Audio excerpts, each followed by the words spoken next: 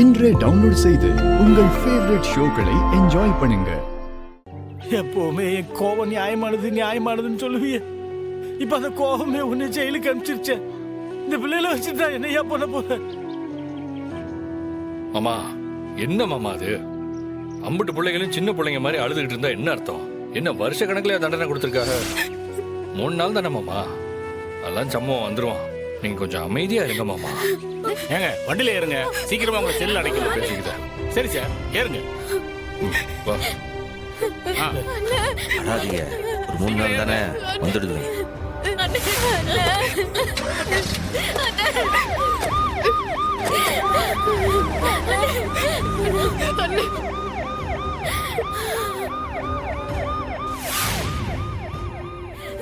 உன்னை லவ் பண்ணது ஒரு குத்தமாடா? உன்னை நம்பினது நான் பண்ண பாவமா? அங்க சுத்தி இங்க சுத்தி என் அண்ணனை பழி வாங்கிட்டல.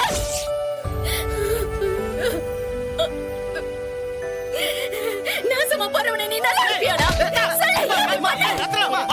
நாசமா போறவனை நீ நல்லா இருக்க மாட்டடா?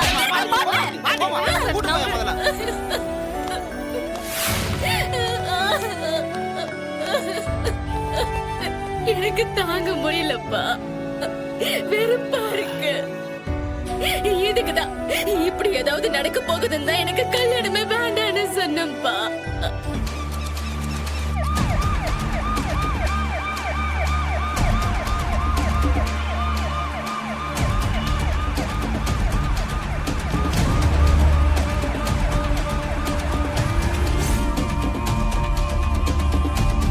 இங்க வாப்பா.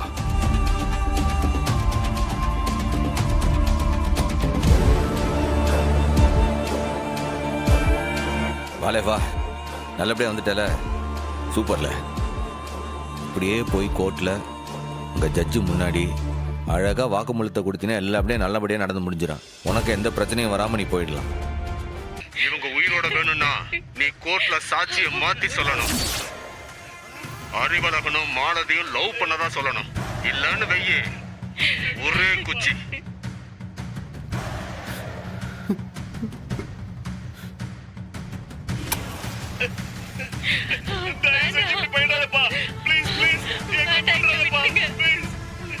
நான் சொல்றத நீ கேட்கலனா இவங்க சாம்பலாயிடுவாங்க. என் அப்பா அம்மா அவங்க கையில இருக்காங்க சண்முகம். நான் மாத்தி சொல்லலைன்னா அவங்க கொன்னுருவாங்க. பரவாயில்ல சண்முகம், நான் உனக்கு வாக்கு கொடுத்துருக்கேன்ல. அவங்க செத்தாலும் பரவாயில்ல, நான் கோர்ட்ல உண்மையை சொல்றேன். இல்லை இல்லை இல்லை, இதோ பாரு, எதுக்காகவும் ஆருக்காகவும் எந்த உசுரும் போகக்கூடாது. ஆனா நான் மாத்தி பேசினா அறிவழகனுக்கு ஆபத்தாச்சு. இல்லை, நீ தப்பு பண்ணாதல. அறிவழகனை காப்பாத்துறதுக்கு 1000 வழி இருக்கு. இந்த நேரத்துல உன் அப்பா அம்மா உசுறு தான் ரொம்ப முக்கியம் நமக்கு, அதை புரிஞ்சுக்க. எவ்வளவு நேரம் தான் இப்படியே உட்கார்ந்துருப்பீங்க? வந்து எல்லாரும் சாப்பிடுங்க. எட்டி பாருங்க, உனக்கெல்லாம் மனசாட்சி இல்லையா? எங்க அண்ணன் மேல நீ வச்சிருக்கிற பாசம் இம்புட்டு தானா? அண்ணன் ஜெயிலுக்கு போய் வீடே இடிச்சு போய் கிடக்கு. இந்த நேரத்துல சாப்பாடு தான் முக்கியமா? இல்ல, நான் சாப்பிட மாட்டேன். எல்லாம் என்னாலதான். எனக்குலாம் எதுக்கு கல்யாணம்? அறிவை கல்யாணம் பண்ணிக்கணும்னு ஆசைப்பட்டதுனால தானே இப்படி ஒரு நிலைமை. அண்ணன் ஜெயில இருந்து வர வரைக்கும் நான் சாப்பிட மாட்டேன். ஜட்ஜ் அவனுக்கு 3 நாள் தண்டனை கொடுத்திருக்காங்க. அது வரைக்கும் சாப்பிடாம இருப்பியா? 10 நாள் ஆனாலும் நான் சாப்பிடவே மாட்டேன்.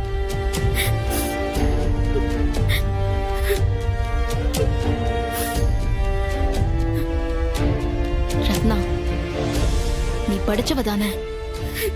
என்ன நடக்குதுன்னு உனக்கு தெரியலையா? சண்முகம் ஜெயிலுக்கு போகணும் தான் கோர்ட்ல வச்சு சண்டை போட்டான். அது உனக்கு புரியலையா? கண்டிப்பா சண்முகம் திரும்ப வந்துருவான்.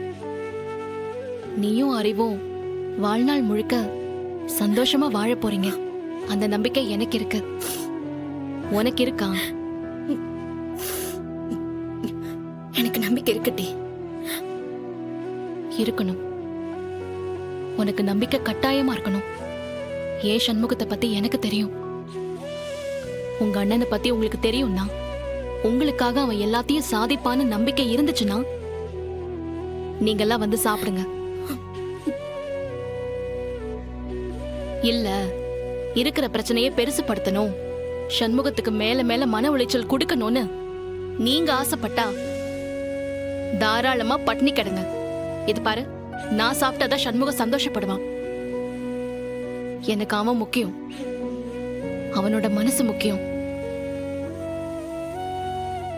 நான் சாப்பிட போறேன். அவனோட மனசு முக்கியம் இல்லைன்னு நினைக்கிறவங்க இப்படியே பட்னி கிடங்க.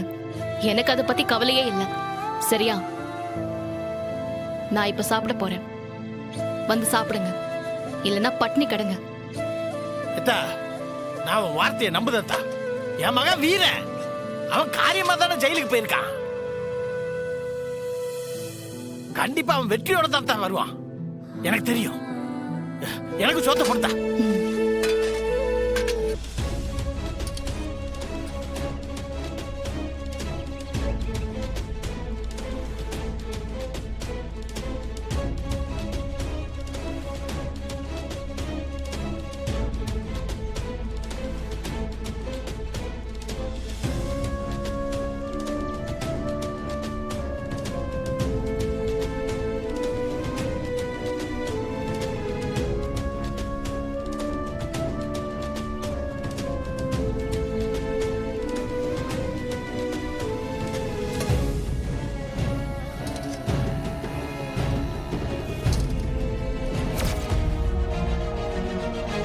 சண்முகம், ம் அவன் வரான்.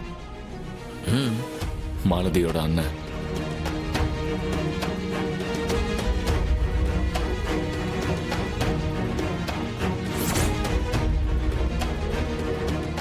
இவன் தான் மாலதியோட அண்ணன். அந்த துரை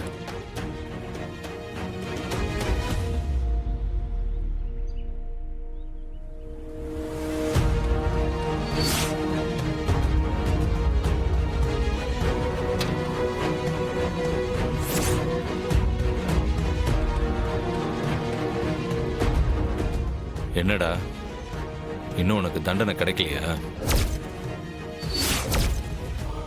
ஒருவேளை கோர்ட்டு உன்னை விடுதலை பண்ணுச்சுன்னு வையே,